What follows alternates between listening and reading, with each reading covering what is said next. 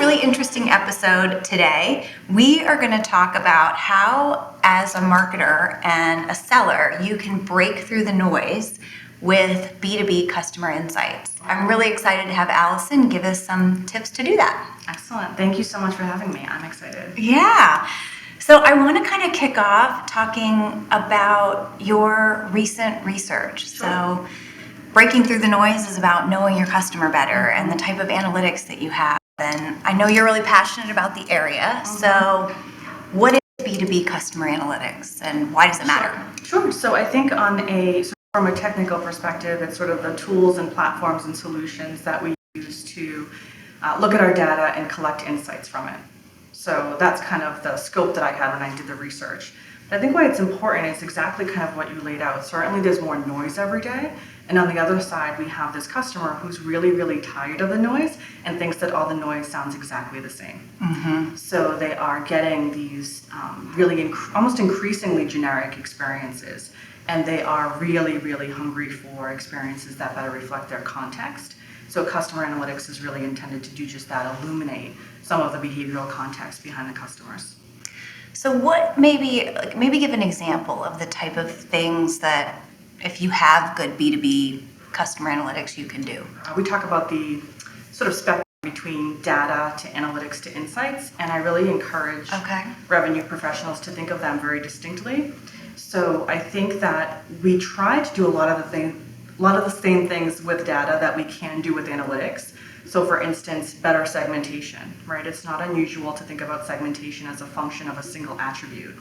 But if we can think about segmentation as a function of a few layers of attributes, then we get closer and closer to that more contextual experience. And that's really one of the sort of most basic, I think, examples I could give you. Otherwise, we would think about churn analysis, right? And we might think about some data that says here's a churn rate. Reacting to that is really, really difficult because it's not full of insights. So the analytics, where we get to really draw from additional data and apply some more rigorous techniques to that data, we get to say, not only is this the churn rate, but we understand some of the drivers of the churn, some of the sources of satisfaction in our clients that we can kind of further double down on, whether that's by the entire client base or by segment or even by individual customers if you're running kind of an ABM program and there's 10 or 12 that are the most important to you. So I think there's, anything in the space that we've tried to do before just gets more precise with analytics. So that's interesting because I personally use segment and audience interchangeably. Mm-hmm. And maybe we need to evolve our thinking about what a segment is versus an audience. Segments tend to stay relatively consistent and constant, so everyone in the organization kind of sees their customer base in the same segmented way, ideally. But then as we go to build campaigns that kind of match messaging that we might want to give at the time or experiences that we're building at the time, we're talking about very distinct audiences within those segments, and we can be a lot more flexible within the segment. Interesting. And maybe cut them up just a little more granularly. I'm going to have to update some of our collateral. Maybe not necessarily. This might be Allison vocabulary. No, I like it. I mean, that's what we do is we invent vocabulary, right? Yeah. I think there's a lot to be said for, one thing we find a lot is that vocabulary within organizations isn't similar. So if you've nailed the vocabulary in your organization, stick with it. What you're talking about, you're still ahead of the game. You guys have done a lot of research, I know, on the makeup of a B2B buyer. Mm-hmm.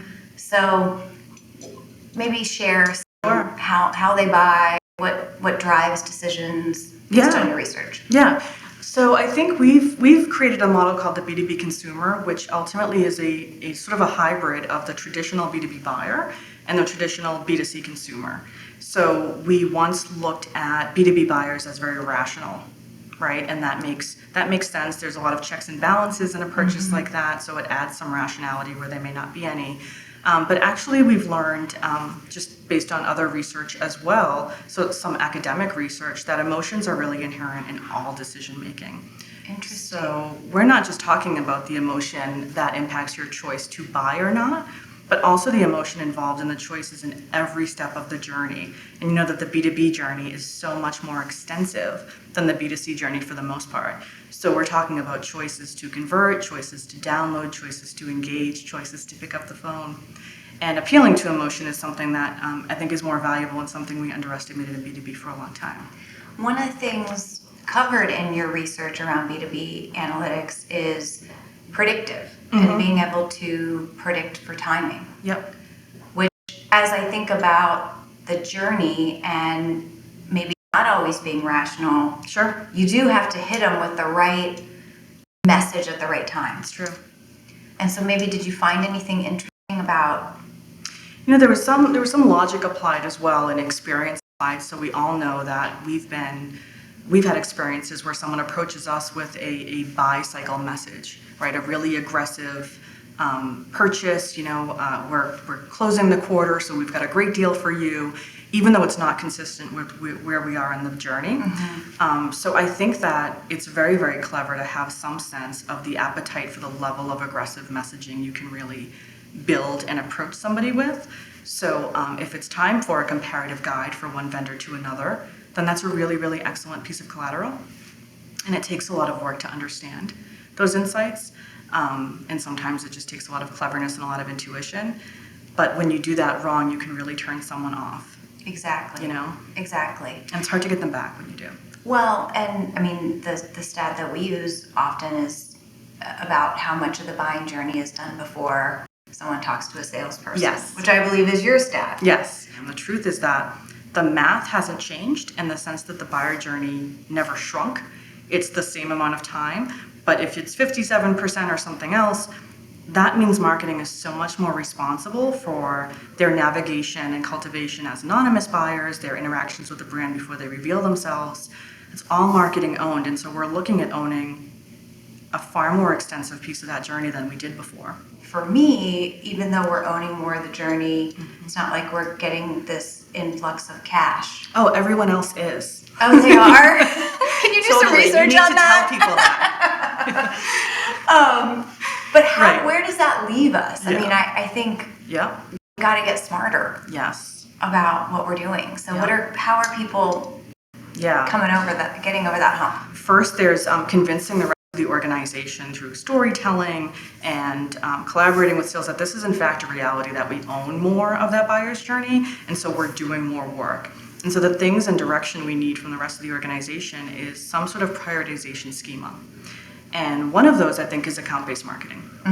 For sure. So one of those is to say, let's at least think about a targeted set of accounts and limit, understand where we really want to concentrate some of our resources to really provide better experiences to a relatively limited set of targets, right? And I know everybody wants to scale ABM, and that makes complete sense, but I do think that's one technique to say, if we were to really focus on an outcome, let's think about it in an account-based way. I think that's one. I think folks are also kind of saying, hey, not only is the buyer's journey longer, and we're thinking about that and we have more responsibility there, we're also increasingly responsible for the post-sale outcome. Yes. If you feel that way. Yes. And so we actually have had a couple episodes on customer marketing and understanding influencers and being able to tap into that. So it's really important, I think, for folks in our role. Yeah. So it's even more than the extended involvement we have in the buyer's journey. It's also kind of the post-sale and being, I think, the right department to sort of still understand cultivation and understand nurturing and understand really how to lead someone on a journey to an outcome that's desirable. In this case, loyalty, advocacy, higher customer lifetime value, what have you. So we're kind of inheriting that as well. So I think CMOs are getting really smarter about scale and speed. And it's really out of necessity, basically. So scale and speed. We can't do everything. If you were to give 3 recommendations around scale and speed, especially around ABM, because I have mixed emotions about account-based marketing. Sure. There's a big part of me that says this is really just good marketing, and you're going to have different tactics and maybe invest more or less depending on the audience or the segment. But you still want to take an account-based approach. Sure. And so I think the faster we can all get to scale and speed. So what would you recommend to someone like me? So a few things. I want to say how much I agree with you on your ABM comments. So certainly the account-based lens is a clever lens, right? It's certainly the B2B lens that we need. And I think the best comment I ever got from ABM, I may have shared this with you before, but now I'll share it with everybody, was a gentleman who said, the best thing ABM did for me was make my demand gen better. I learned to work with things like ideal client profile analysis and TAM and understand that this impacts everything about the activities that I should be conducting from a marketing perspective. So yeah, why am I marketing to someone who's not even in my ideal client? Exactly, right, or cultivating them, and exactly as you put. So I think one aspect of scale and speed is to at least scale and speed the right things, right? It's not related, it's not an answer to your question, but it is with the right set of priorities, with a closed loop kind of ideal client profile analysis to not only say, here's what our assumptions are now, but thinking about the customer base along its whole life cycle and understanding the attributes that customers who advocate for you might have, or customers with those high customer lifetime values might have, or those who are loyal or what have you. Thinking about how the attributes that you've outlined in the ICP are reflected in customers like that is a nice closed loop piece. Do you think it's possible to really do ABM well without great customer analytics? I don't. I don't either. We hear people say all the time that they're doing ABM when it's industry marketing or just well-segmented marketing and not necessarily... Or focus on an account. Right. Exactly. I built a microsite for an account. Yay! Yeah, right, exactly. But really, it's customized experiences. It's somewhere, it's moving the scale from mass marketing, right? I have a megaphone and you will hear everything I have to say, and a lot of what I have to say is about my own value proposition and what I want you to know. Good segmentation is further along that spectrum. Better segmentation is further along that spectrum, all the way to, completely customized, personalized materials for everyone, which is somewhat impossible, right? Mm-hmm. So ABM just puts us further along that scale for a limited set of accounts, in my view.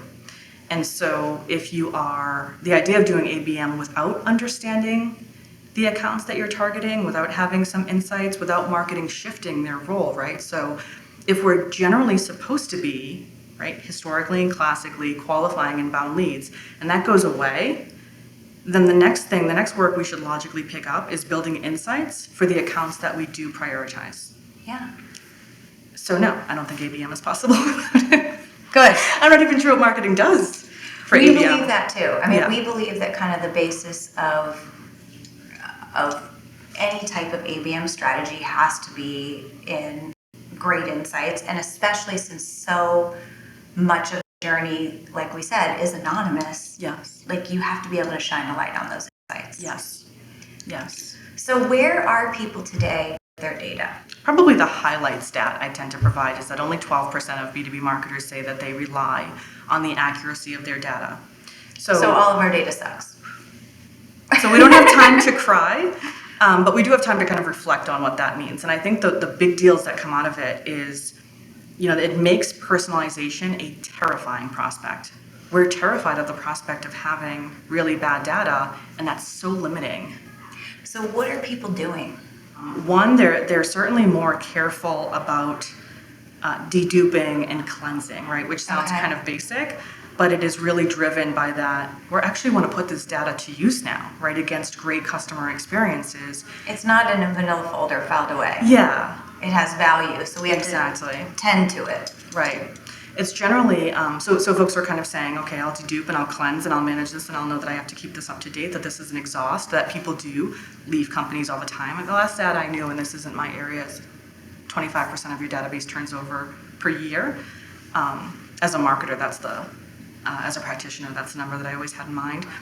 I think some folks are turning to, they're just making sure they have some unified data set. So call it a CDP, call it something else. Mm-hmm. The idea that we might merge various places where we tend to go for data in silos and build more unified profiles for people when we can, and certainly for accounts, so that when we're personalizing, again, back to the kind of data analytics and action piece, that we're looking at a collection of data rather than kind of one single attribute and really thinking about what that might mean. Well, it's interesting. So I was on a panel, and it was a sales ops audience, and I said, I thought I was making a joke. Mm-hmm. And I said, who here has amazing data in their CRM? And I thought no one would raise their hand. but it was a sales ops audience. And they all raised their hand. And I was like, no, you don't. Yeah. I'm like, really? Yeah. Really? Yeah. Maybe I should say this another way. Because I think the reality is none of us have. It's first of all, it's impossible. And the other thing about the data in our CRM is it's the known stuff. Yeah. And as a marketer, I don't want to just always talk to the people I know. Right. I mean, I've got to surround a buying team. I've got to find those other signals and engage with them. It may be too, I'm just guessing what the audience was thinking about, but maybe they're confident in some sort of static demographic data because they're doing the cleansing and deduping and buying it, and it's, updating all the time, but they're not thinking about data like what you talked about before, like behavioral data, more contextual data, that data that really helps us get to know our customers and really feeds deeper analytics and insights. I'd like to interview those people. Maybe I just didn't deliver the joke. No, I'm sure you were fine. That's really fine. I think that some people do think that. I mean, we also, sales ops I can't figure out, but sometimes we'll ask folks questions about the maturity on any number of things. And we find that there are simply some people who are far more enthusiastic and optimistic than others. And a lot of times that looks like the, managers and above are, we totally have that. We do that. That analytical technique, absolutely. We've mastered that. Our data, it's perfect. Because they don't kind of live in the weeds and don't kind of come up against those obstacles every They're not day. seeing every dupe and every hole in and how you can segment. I don't know. It's funny. Gotcha.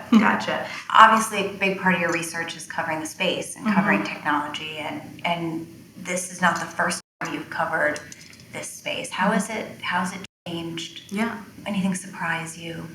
I think the customer base has changed. So the folks that you're talking to every day are becoming increasingly aware, and I think it's slower than you or I would like, frankly, but becoming increasingly aware that data isn't analysis. So anecdotes aren't analysis. Feedback from us, sound bites, right. One person's perspective at the booth isn't analysis. And so they're looking at tools to say, hey, I need a combination of, data management, something that can really integrate data sources, because I know I need more than one for what analytics really is or for what insights really are. I recognize that I'm playing a different role now than I may have in years past. Again, kind of the what I think ABM is ushering in many ways, and also the idea of analytics itself, that the role of marketing is changing from being a supplier of leads to a supplier of insights. I think that's a really, really exciting change. Yeah, that's pretty profound. Thanks, Latané. I like that. Yeah, I actually think it's a very big deal. I do. I do too. And if you want to adopt, I mean, this session is about breaking through the noise. And, regurgitating stuff about yourself or stuff that they've heard from someone else. We know that doesn't work. I mean, we've been taught in different sales methodologies, sell with insights, help them learn something about themselves. So how do I make that shift, though? And I think that's why it's some of the technology is so helpful there. I once was a marketer in a role, and I wanted a new CRM, and I would kind of advocate for it. And the CEO once told me, you know what, you can do this with what you have. And I walked out dejected because it was sort of my final plea. And it dawned on me later that I could say, and I did go on to say, I realized I can do this without it. I could do it in Microsoft Excel if I had 100 years, but I don't. So it's kind of this, look, I could do it, right? So I talked to someone today who doesn't have a lot of resources at their fingertips, as I do a lot. And we're still starving for insights. So if it's not the tech, have a conversation with somebody who has a different level of interaction with your customers, customer service or post-sale account managers or what have you. But with the tech, right, if we're using it responsibly, and I think that's the core, the speed and scale that we kind of referred to earlier kind of gets there. So for instance, it's tech that allows us to see the insights that are in things like call notes or notes from customer service calls or emails or unstructured data in surveys, right? That's huge. That is dormant data that is absolutely rich with insights, right? That's in my imaginary vanilla folder. No one ever analyzes that. That's an example of, I think, some of the tech that platforms like the ones I covered bring to bear to kind of say, we're after everything you know about your customers to really kind of analyze it and understand what's really happening in the customer base, not with one data point from a survey that could have been a lie or a mistake, lie's harsh, not with one data point from a salesperson that could be biased or they happen to have skills in one particular area over another, not in one person's response to this email where they replied and complained that was for one reason off the base, and not from a soundbite we got at the booth, right? That there are both demographic pieces that are very important, behavioral pieces that are very important, and just doing the best to round out the profile in the most automated way possible. You had a stat around people believing only 12% of the data is accurate. And now we are moving from your own data to third-party data to intent data to predictive. How do people build confidence in the predictions? Because if no one believes them, how they can't have an impact. I think part of that is culture and risk tolerance, and kind of saying not only do we think our data is somewhat or horribly unreliable, but we're also skeptical about the output of analytics, right? And we think that maybe the owner of the analytics program has their own biases. And so I think there's a lot of room for those to really uncover what those real objections are. So I think some of them, we talked about incentives earlier, but I think some of them really are incentives. If I'm incented, for instance, for lead volume, I don't know how much more transparent I want to get. Probably not very, right? Because I love the world where I get to say, I passed you 5,000. They were great. And I'm getting paid. Or even, transparency of what marketing contribution really looks like. Not necessarily in terms of dollars and the financials of marketing contribution to revenue, but the real transparency that occurs when you say, this is everything that we're doing to try to, increase customer value or increase customer acquisition or bring you leads that progress to opportunity one, whatever you name your sales stages, and further, right? That we're not just accountable to say, we judge these leads to be valuable, we're accountable to say, we judge that these leads will make a purchase from someone, that they are in fact in market, and that's what makes them qualified. And that's what B2B analytics will get you. Yes. This need for analytics and this need for better data and transparency is all culminating around the ops role.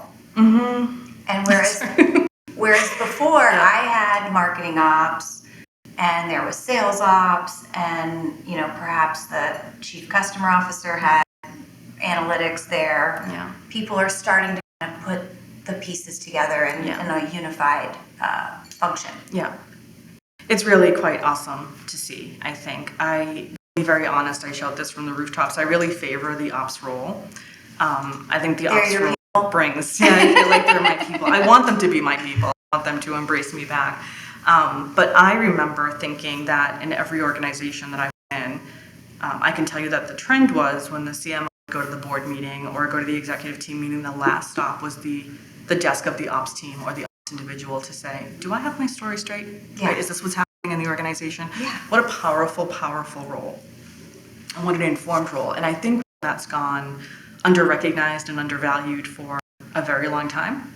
So I think that when analytics and insights becomes the larger part of what we're responsible for as marketers, right? Currency. So totally, that really does escalate the value and elevate the value of folks in ops. And I think they're really the ones that bring to bear that combination of domain expertise and marketing expertise, knowing what questions to ask of the data. Sometimes what analytics are important, a good sense of priorities, good sense of dependencies, right? So if you're losing a ton of customers every year, I think it's a lot of times the ops person who says, should we just think about retention before we think about filling? Net new? And I think what's really important about that role is, so as far as what you might look for in a role like that, I think those are some of the elements, but the speaking truth to power is really, I think, can really live in that role because they're sitting on the data, sitting on the insights. They're a trusted advisor to the CMO already. So I think that the responsible use of that role is really really, really quite strategic. So talk about investment though, because, and this is sort of back to and own is the wrong, because you always co-process with, the full revenue team, but a lot more is happening anonymously, a lot more is happening in the dark, a lot more is happening before they talk to sales or customer success. And again, my budget's not skyrocketing. Right.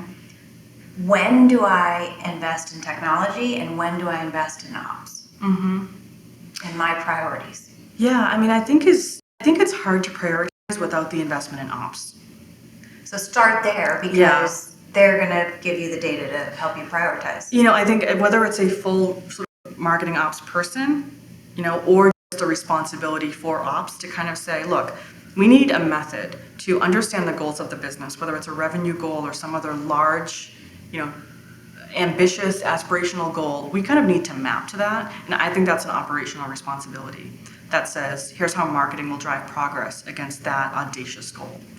And so, whether it's a one-person marketing team saying, I am doing operations right now as I do this, or... So don't do anything without ops. I just can't see how you do. Gotcha. Yeah. I like that. That's a good takeaway for the audience. Step one. Yeah. Make sure you've got ops. Yeah, and I think, another way to say it, just so it's kind of clear as day, the way that I want to say it, is being strategic is really cool, and you'll hear a lot of people like, I'm really strategic, I think very strategically, and that's all awesome. It is very important to think tactically. There's no real way to connect to the strategy without thinking a little bit tactical and without saying, I acknowledge the challenges that we have on the ground. I acknowledge the challenges we have with data. So I'm going to set expectations really, really carefully about how we can approach progress against that goal. I'm going to brainstorm small wins to get more credibility and maybe build some of those resources to say this is what we're capable of when we have a little attention, a little money, and a little tools. So I think, I think maybe I put a lot of responsibility on the ops role, but they've been carrying it anyway. Yeah. So it's kind of about time it's someone about says... elevating and celebrating that role a little bit more. Exactly. Love exactly. it. Love it. So I want to talk a little bit about you and your journey. Yes, all about you. Thanks. All about Allison. So you've been in marketing, and then you decided to come over and be an analyst. Why do that? Why should people get into being an analyst versus an operator? Yeah, I think both are... I certainly enjoyed them both. The beginning of my career I spent at a company called Keen, and it's now part of NTT Data, sort of just to bring things full circle. And I got to work with analysts a little bit on things like waves, things like the evaluative research. But I always remember thinking that they brought such an incredibly objective perspective to the space. They challenged thinking. And when I would read some of the evaluative research, it would really read to me like a product development roadmap. Like, oh, this is what people are doing now with this technology. This is something we have to think of from a product management perspective. This is something we have to think of from a product marketing perspective. Even if we're not just kind of killing it on this particular piece of research, this is clearly reflective of how folks are making decisions. So it was always kind of a really wonderful tool. So you felt like you got so much value out of it. That I did. It became a passion. Yeah, and I really wanted this role at this particular company really for my entire career. Oh, so you're living the dream. Yeah, this is, I don't know what to do next because this is the dream. Awesome. Yeah. Well, so you're in the right role. What are you covering next? So it's all about, I'm a very kind of fundamental person, I think. So I really, really want to help folks get their heads around the fundamentals of revenue.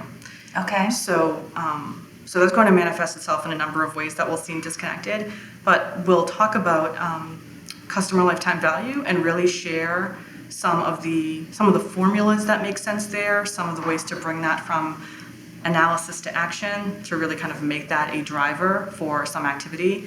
We'll talk about segmentation because I think that's such a fundamental piece of analytics. So there's so much we can do with the right insights. But sometimes I think people kind of have to get really fundamental and say, look, what's the easiest way to provide different experiences to different people? Some of that is going to live in segmentation. And I'll talk about designing a dashboard for the executive audience in B2B. Oh, good. Not necessarily marketing. I love or a sales, CMO but dashboard.